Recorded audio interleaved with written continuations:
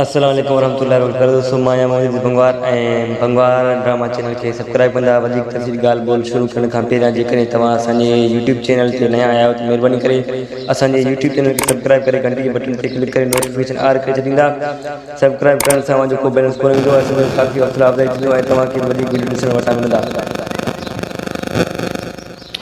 ही ड्रामो जो है ड्रामे जो नालो है हक़दार। ही ड्रामो तमाम जल्द अची वो है। इन ड्रामे में तमाम बेहतरीन ड्रामो है। इन शूटिंग तमाम तेज़ी सां हली रहा है, छो इन ड्रामे की ईद वारे ॾींहुं ॿिए ॾींहुं रिलीज़ करणो है।